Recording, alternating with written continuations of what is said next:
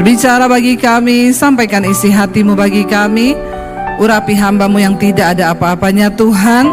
Kami rindu mengerti firman-Mu, mengerti kebenaran-Mu. Karena itu di dalam nama Yesus kami buka hati bagi firman Tuhan. Yang percaya Tuhan di tengah kita, memberkati kita. Katakan bersama, amin. Tepuk tangan buat Tuhan Yesus. Silakan duduk Bapak Ibu yang terkasih. Shalom. Apa kabarnya hari ini? Luar biasa. Walaupun ada masalah tetap luar biasa. Insya Allah ya. Bapak Ibu, kalau kita sakit lalu dokter berkata bahwa umurmu tidak panjang lagi, lalu disuruh sampaikan pesan terakhir, bagaimana perasaan Bapak Ibu?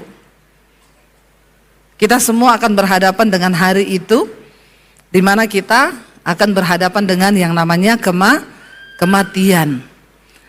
Masih bersyukur kalau dapat kesempatan disuruh kasih pesan-pesan terakhir.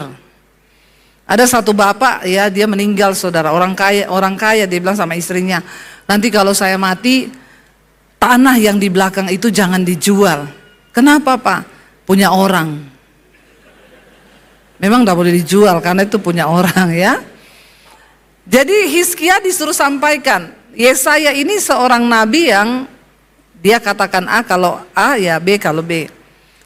Walaupun Hizkia seorang raja, Yesaya pergi menemui dia dan Yesaya berkata, kau sakit dan Tuhan bilang kamu tidak akan sembuh. Karena itu sampaikan pesan terakhirmu. Hamba Tuhan itu harus berkata ya, ya, tidak, tidak. Sekarang banyak orang sudah mau mati masih dihibur-hibur, percaya Pak, pasti sembuh, udah. Percaya Pak, Tuhan baik. Saya berprinsip lebih baik kita persiapkan jemaat menghadapi kematiannya daripada berpura-pura kasih kekuatan padahal kita tahu dia mau mati. Karena banyak orang Kristen tuh ternyata belum siap mati. Kalau saya tanya di sini, berapa yang sudah siap mati? Angkat tangan. Yang udah siap mati tolong angkat tangan tinggi-tinggi. Nggak usah lihat kanan kiri dulu. Ya. Yang sudah siap mati enggak ada? Yang belum siap mati, angkat tangan. Yang bingung angkat kaki. Pulang saja, pulang. Kau tidak ada pilihan dalam hidupmu. Sudah tahu arah hidupmu akan kemana. Harus punya pilihan saudara. Kalau belum siap bilang belum siap. Kalau udah siap bilang sudah siap. Supaya saya bisa kasih tahu kalau belum siap harus bagaimana. Kalau sudah siap harus bagaimana, amin. Kita mau atau tidak, kita siap atau tidak, mati itu nggak pernah bisa ditolak. Iya, kalau Tuhan sudah berkehendak, ya terjadi. Yang penting bukan kapan saatnya mati, yang penting kita siap-siap, amin. Nah, bagaimana menyiapkan hidup nanti kita belajar. Ketika Yesaya berkata kepada Hizkia, kamu akan mati. Sampaikan pesan terakhirmu. Apa yang dilakukan Hizkia saudara? Ayat 2 kita baca bersama. Dengan suara yang keras lagi, 1, 2, 3. Lalu Hizkia memalingkan mukanya ke arah dinding dan ia berdoa kepada Tuhan. Hizkia membuat tembok ratapan di rumahnya. Tembok ratapan itu bukan ada di Israel. Di rumah saudara bisa jadi tembok ratapan. Nangis di kamar mandi, di kamar tidurmu, nangis sama Tuhan tidak apa-apa. Dikatakan di sana dia memalingkan mukanya ke arah dinding dan berdoa. Apa doa Hizkia kepada Tuhan sehingga meluluhkan hati Tuhan? Kita baca ayat 3 bersama dengan suara yang keras lagi. 1, 2, 3. Ia berkata, ah Tuhan, ingatlah kiranya bahwa aku telah hidup di hadapanmu dengan setia dan dengan tulus hati. Dan bahwa aku telah melakukan apa yang baik di matamu. Kemudian menangislah Hizkia dengan sangat. Hizkia tak ngomong gini, Tuhan tolong anak saya masih kecil-kecil. Tuhan tolong utang saya belum lunas. Ya, ada yang punya utang di sini, cepat-cepat lunasi. Ya, supaya kalau mati tidak bawa utang. Dia berkata di hadapan Tuhan dengan doa yang simple. Dan Hizkia memberikan Tuhan alasan kenapa dia harus hidup di dunia ini. Alasan yang pertama dia bilang begini, Tuhan ingatlah, aku telah hidup di hadapanmu dengan setia. Apa yang Tuhan cari dari kita orang Kristen, orang percaya? Cuma satu, kesetiaan. Setia itu artinya dalam segala keadaan. Ada kalanya dalam hidup kita sebagai orang percaya, kita ini akan menghadapi pencobaan, masalah, pergumulan hidup. Dan disitulah kesetiaan kita kepada Tuhan itu diuji. Ya. Apakah kita mau tetap setia dalam keadaan yang sulit? Ketika saya terima Yesus, saya menghadapi tantangan yang sangat berat. Diusir dari keluarga, diancam mau dibunuh, saya tinggalkan rumah, ya tidak bawa ijazah, saya hidup di kos-kosan numpang untuk bisa dapat makan, dapat tumpangan gratis, saya cuci baju anak kos, saya jadi pembantu di situ. Kalau saya ini mau memberontak dari Tuhan, kenapa saya ikut Yesus menderita? Tiap hari ketika saya berdoa, setan datang ngomong, goblok.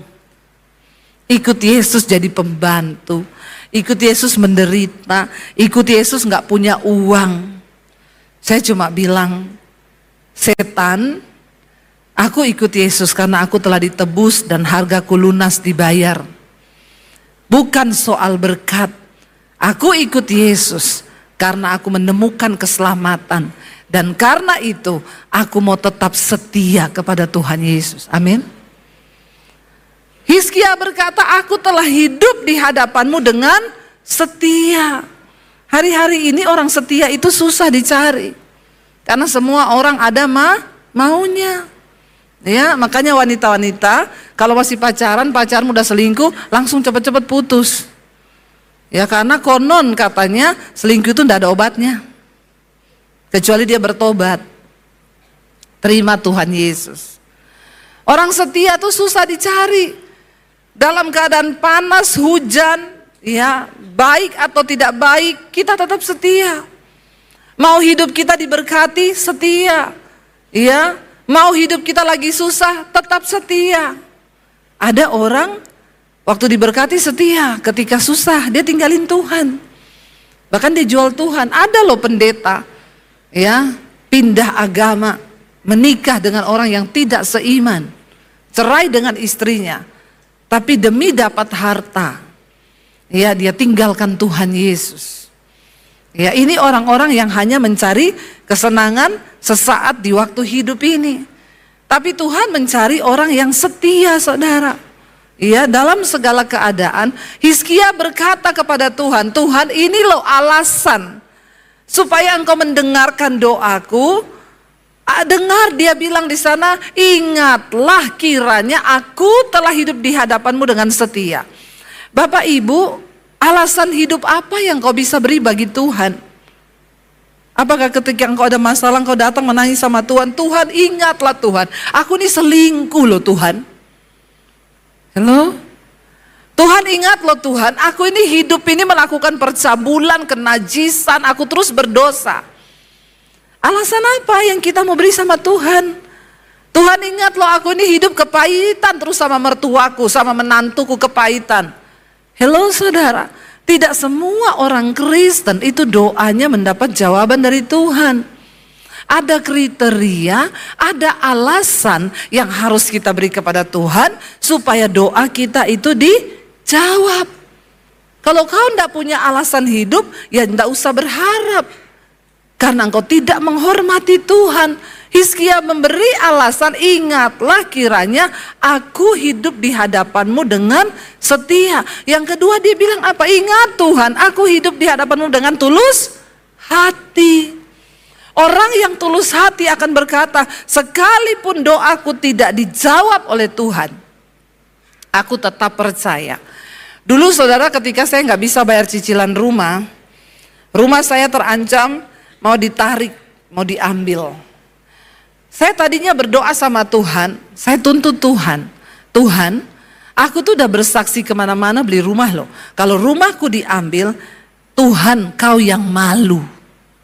Makanya dengar doaku Tuhan, jawab, beri mujizat. Saya pikir tuh doa yang bisa menyenangkan hati Tuhan. Saya doa dengan air mata setiap siang, gak ada orang, suami udah pergi, anak-anak sekolah, saya sendiri di rumah, saya nangis, saya selalu berdoa seperti itu. Kau malu loh Tuhan, kau malu. Makin kesini gak damai sejahtera saya. Makin saya tertekan, makin saya ini ya rasanya kehilangan damai sejahtera. Akhirnya satu waktu saya duduk di kaki Tuhan, saya cuma nangis. Dan saya bilang, Tuhan, bicara kepadaku Tuhan, apa yang kau mau dari hidupku? Kenapa engkau izinkan masalah ini terjadi? Koreksi aku Tuhan. Lalu tiba-tiba saya mendengar Roh Kudus mulai bicara. Kau ndak usah mengancam-ngancam Tuhan. Kalau rumahnya diambil, Tuhan malu. Roh Kudus tuh bilang, Tuhan itu mulia, Tuhan itu agung, kemasyurannya mengatasi segala hal di bumi ini. Kalau rumahmu diambil, itu ndak merubah kemuliaan Tuhan. Bukan Tuhan yang malu, kaulah yang malu. Baru saya sadar, oh iya ya, saya salah berdoa. Kenapa saya tuntut Tuhan? Kenapa saya tidak belajar mengasihi Tuhan dengan hati yang tulus ikhlas? Akhirnya saya mulai nangis dan berdoa, Tuhan ampuni aku Tuhan.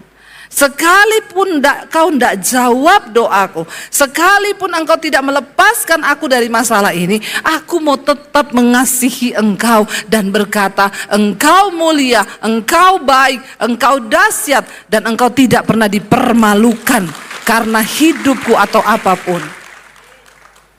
Ketika kita ini disadarkan Tuhan, jadi saya tiba-tiba nangis, saya nyanyi pujian.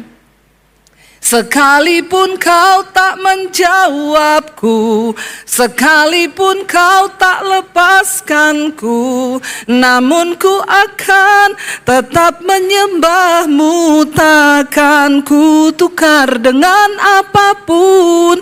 Itu ketulusan. Amin. Apapun persoalan berat yang sedang engkau hadapi hari ini dan engkau berkata, Tuhan sekalipun kau tidak dengar doaku, engkau tetap baik.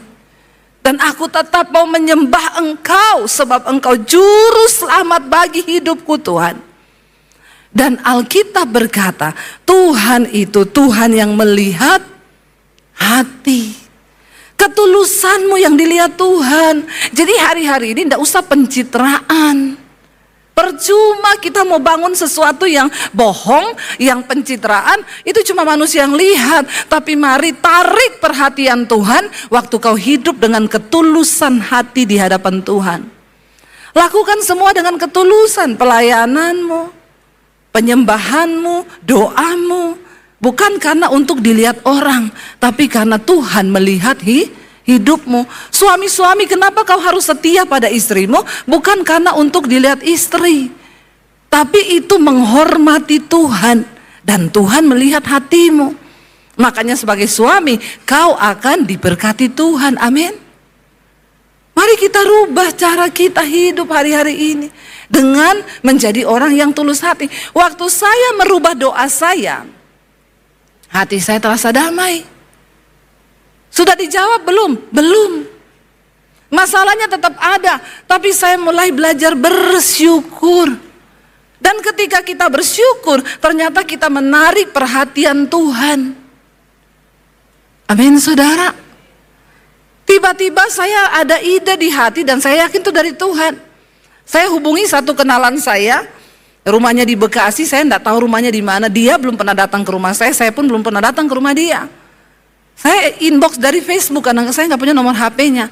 Saya bilang, Ibu, saya mau minta tolong, saya nggak minta uang Ibu, tapi Ibu mau nggak beli rumah saya? Kalau rumah saya ini ditarik Bu, saya rugi. Karena rumah ini sekarang harganya sudah naik 2 kali lipat. Tapi kalau Ibu tombokin dulu utang saya, nanti setelah itu sertifikat saya bawa ke rumah Ibu. Nanti kita jual. Kenaikan rumah itu saya balikin dulu uang Ibu, kenaikannya kita bagi 2 keuntungan. Oh iya, coba saya tanya ke suami saya, Bu Debbie ya. Dia tanya ke suaminya tanya, surat-suratnya lengkap, sertifikat ada, IMB ada. Ya udah minta nomor rekening Bu Debbie ya. Dia transfer kekurangannya 400 juta. Setelah saya ambil sertifikat, saya bilang, Bapak, alamat rumahnya mana? Saya mau antar sertifikat, nanti sambil kita tawarkan rumah ini. Nggak usah Ibu Debbie, ambil aja sertifikatnya, yang lama sudah berlalu, yang baru sudah datang, itu berkatnya Ibu. Siapa yang sangka bisa begitu? Waktu Tuhan melihat hidupmu berkenan, tidak ada perkara yang mustahil. Dia itu berperkara hanya semudah dia membalikkan telapak tangan.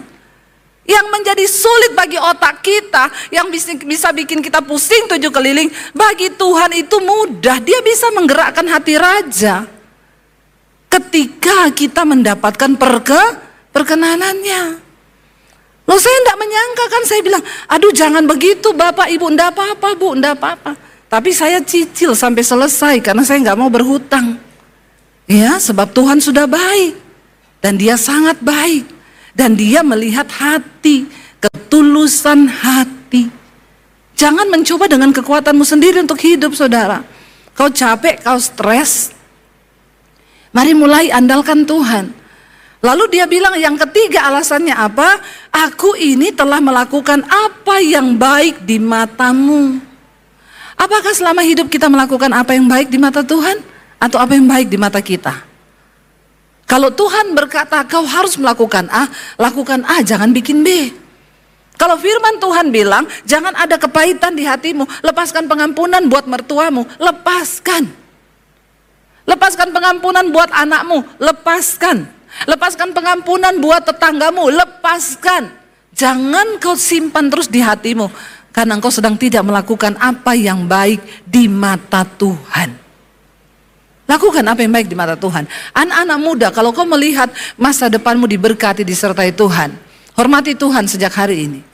Dengarin firman Tuhan sungguh-sungguh. Tanam di hatimu, maaf ya maaf. Orang-orang pintar saja sekarang mulai kehilangan pekerjaan. Karena ke depan rata-rata pekerjaan manusia akan diganti oleh robot. Ya, yang pintar-pintar aja sekarang pada mulai takut. Apalagi kau yang bodoh-bodoh. Bertobat. IQ-mu pas-pasan. Nggak usah sombong, amin. Seringkali kita ini sudah bodoh, IQ pas-pasan, sombong lagi. Iya, diberkati atau tidaknya hidup kita hanya tergantung pada bagaimana cara kita menghormati Tuhan dalam hidup ini. Saya selalu bilang sama anak-anak saya, masa depan, ke depan ini semakin suram. Ya, kemarin saya baca, sekarang Jepang, China mengeluarkan robot yang bisa jadi pembantu rumah tangga. Benar-benar kayak orang. Sekarang teknologi AI mulai menggantikan kepintaran manusia. Bikin lagu rohani, tidak perlu pencipta lagu. Saudara tinggal ketik. Tolong bikinin saya lagu rohani, keluar liriknya, keluar aransemen musiknya, keluar penyanyinya. Dan tidak kena copyright karena ciptaannya AI. Bener, saya kemarin lihat untuk jasa desain rumah, AI sudah ada. Sudah nggak perlu bayar mahal. Tanpa terasa keahlian-keahlian manusia digantikan robot. Sekarang robot AI bisa mendeteksi penyakit, dokter-dokter ke depan terancam. Karena AI lebih pinter. Ya, dia bisa deteksi semua penyakit yang ada dalam badan kita lebih daripada manusia. Sekarang di luar negeri yang khotbah di gereja-gereja sudah AI, bukan lagi pendeta. AI yang khotbah. Saudara coba suruh ketik aja, tolong bikinin saya khotbah tentang Roh Kudus. Keluar sama ayat-ayatnya, enggak sampai 5 menit, 1 menit, keluar. Tinggal saudara pencet suaranya, dia khotbah. Sebab karunia roh adalah, loh, orang tanya sama saya, Bu, menurut ibu bagaimana itu Bu, gereja-gereja di luar negeri sekarang yang khotbah AI, karena mereka nggak perlu gaji pendeta, nggak perlu kasih persembahan pendeta. Saya bilang ya setidaknya AI nggak ada yang homo ya, AI juga nggak selingkuh ya, setidaknya AI lebih kudus lah dari pendeta. Ya, kalau soal urapan kan dari Tuhan. Yesus bilang, bahkan di Yesus bisa pakai batu untuk menobatkan orang. Makanya hamba Tuhan, kalau hidupmu nggak sungguh-sungguh dengan Tuhan, kau nggak berjalan dalam kekudusan, hati-hati, sainganmu AI. Ya, apa yang bisa kita banggakan di hidup ini? Nggak ada. Makanya hormati Tuhan, lakukan yang menyenangkan hati Tuhan. Kalau Tuhan bilang kau harus hidup kudus, maka hidup kuduslah. Jangan kau selingkuh, jangan kau bersinah, jangan kau jadi pelakor, jadi ani-ani, amin. Ya, Kalau Tuhan suruh kuduskan hidupmu, jangan merokok, jangan minum, jangan mabok, lakukan. Jangan dugem, lakukan. Apa yang menyenangkan Tuhan hari-hari ini? Kita sedang berpacu dengan waktu, saudara. Apakah kita melakukan yang menjadi kehendak Tuhan atau tidak? Ketika Hizkia memberikan alasan untuk dia hidup, apa kira-kira yang bisa kita pertahankan di hadapan Tuhan, alasan hidup kita? Ya, Tuhan, aku nih hidup melayani-Mu loh Tuhan. Saya bisa bilang begitu. Ingat Tuhan, aku ini siang malam, ya pernah kemarin 3 minggu gak pulang Jakarta Tuhan. Aku keliling, ya. Saya ini setiap hari saudara, ya hampir gak pernah di rumah. Saya kadang bilang, Tuhan, untuk menikmati rumahku aja, aku harus bayar harga loh. Ya pengen di rumah tuh, pengen saudara ngurusi tanaman, ya lihat apa, pengen. Baru datang ganti koper terbang. Saya pulang besok, lusa subuh saya sudah terbang ke Kalimantan lagi. Ya terus begitu setiap hari untuk melayani Tuhan. Tapi ya itu alasan kita hidup kan. Karena Tuhan kasih kita napas, Dia kasih kita kesehatan untuk kita melakukan apa yang menyenangkan hati Tuhan. Setia, tulus hati, lakukan apa yang baik di mata Tuhan. Mari bertobat Bapak Ibu, sungguh-sungguh hidup menyenangkan Tuhan. Ketika Hizkia memberikan alasan, dan Tuhan tuh kan tahu, Tuhan gak bisa dibohongi. Kita mau bohong sama manusia, bisa, tapi Tuhan gak bisa dibohongi. Lalu dikatakan ayat yang keempat, baca bersama. Saat itu juga loh saudara, Tuhan jawab. Maka berfirmanlah Tuhan kepada Yesaya 5, pergilah dan katakanlah kepada Hizkia, beginilah firman Tuhan Allah Daud, bapa leluhurmu, telah ku dengar doamu dan telah kulihat air matamu. Sesungguhnya aku akan memperpanjang hidupmu 15 tahun lagi dan aku akan melepaskan engkau dan kota ini dari tangan Raja Asyur dan aku akan memagari kota ini. Doanya dijawab, diberi kesembuhan, umur diperpanjang, dapat bonus dilepaskan dari tangan Raja Asyur. Dia nggak perlu berperang, dia tidak perlu mengeluarkan banyak pengeluaran, dia nggak perlu dengan ketakutan maju ke medan pertempuran, sebab Tuhan memberi kemenangan. Saudara, dalam hidup ini banyak hal yang tidak bisa kita pecahkan dengan otak kita yang terbatas. Dalam hidup ini banyak hal yang tidak bisa kita lakukan karena kemampuan kita terbatas. Tapi waktu engkau mencapai perkenanan Tuhan, tangan Tuhan sanggup bekerja melampaui batas kekuatan kita. Amin. Saya selalu memberi gambaran gini, saya undang para imam musik maju ke depan. Mencapai perkenanan Tuhan itu gambaran tuh begini. Ini yang saya dapat sendiri nih ya.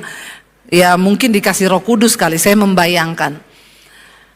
Saudara pernah membayangkan satu roket ketika dia ditembakkan keluar angkasa. Waktu roket ini menuju keluar angkasa, dia akan harus full power. Powernya itu harus penuh. Kenapa? Karena dia sedang melawan gaya gravitasi bumi yang ingin menjatuhkan dia ke bawah. Itu berat, tidak gampang. Dia terus naik saudara, makanya banyak yang tidak kuat, meledak di tengah perjalanan.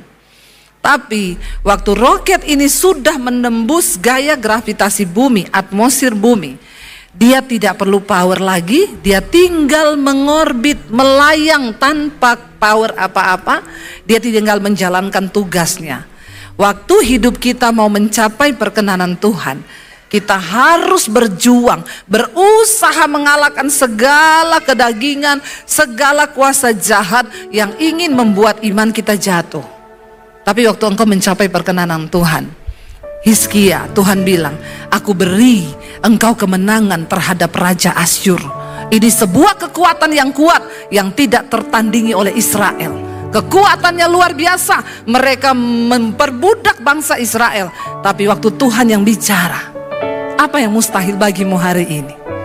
Bagi Tuhan tidak ada yang mustahil. Amin saudara.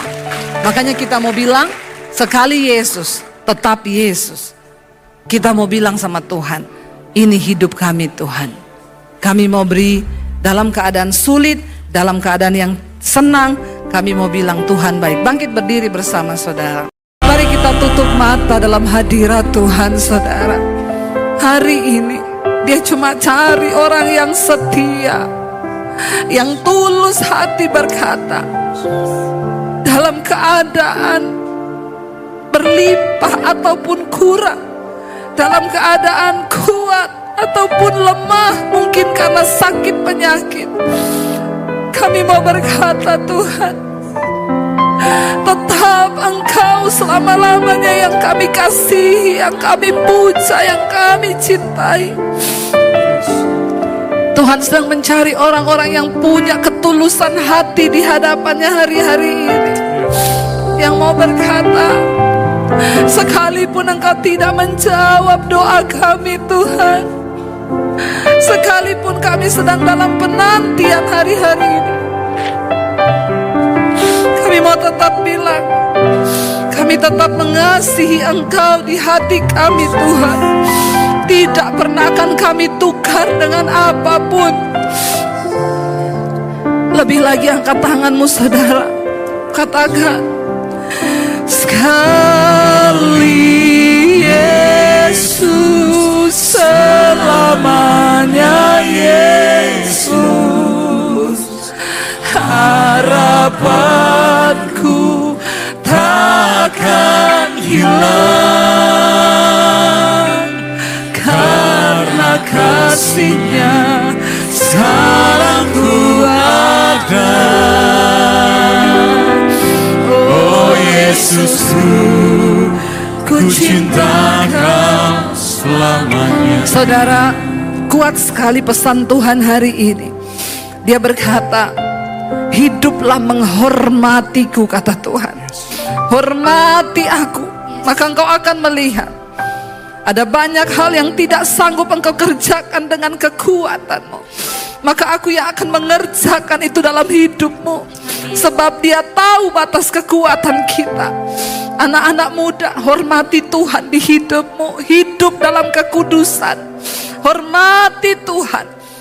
Sebab Tuhan berkata, siapa yang menghormati aku akan kuhormati. Bayangkan saudara, kalau firman-Nya berkata, siapa yang menghormati aku akan kuhormati, itu artinya kita mendapat perkenanan Tuhan dalam hidup kita, dan Dia turut bekerja mendatangkan kebaikan. Sekali lagi katakan, halo Bapak Ibu Saudara dikasih Tuhan. Puji Tuhan, pagi ini kita semua sudah diberkati oleh kebenaran firman Tuhan melalui hambanya Ibu Debbie Basir yang sudah menjadi berkat bagi kita semua pada pagi hari ini. Dengan sukacita kami menyambut Bapak Ibu Saudara yang baru pertama kali untuk turut beribadah bersama kami di tempat ini. Apabila belum ada gereja yang tetap, untuk minggu depan kami mengundang kembali untuk beribadah bersama dan bertumbuh bersama di gereja ini dalam waktu dan tempat yang sama. Mari Bapak Ibu Saudara kita bangkit berdiri, kita akan menutup ibadah pada pagi hari ini. Haleluya. Bapa di surga, kami mengucapkan syukur kami kepadamu ya Tuhan. Terima kasih Tuhan untuk hadirat-Mu yang begitu kuat di tengah kami pada ibadah pagi ini ya Tuhan. Terima kasih untuk kebenaran firman-Mu yang sudah hamba-Mu sampaikan ya Tuhan. Tuhan yang begitu baik bagi kami. Apapun yang terjadi dalam hidup kami, Engkau tetap Tuhan kami yang baik ya Tuhan. Ajar kami untuk tetap mengasihi-Mu, menghormati-Mu ya Tuhan. Ajar kami untuk tetap setia kepada-Mu ya Tuhan. Bersyukur selalu kepada Engkau apapun yang terjadi, karena semua akan menjadi kebaikan dalam hidup kami. Belajarlah kami untuk hidup layak di hadapan-Mu ya Tuhan, sehingga apa yang kami lakukan semua boleh menyenangkan hati Tuhan, boleh berkenan kepada Engkau ya Tuhan, dan nama Tuhan boleh dimuliakan, diagungkan melalui setiap kehidupan kami ya Tuhan.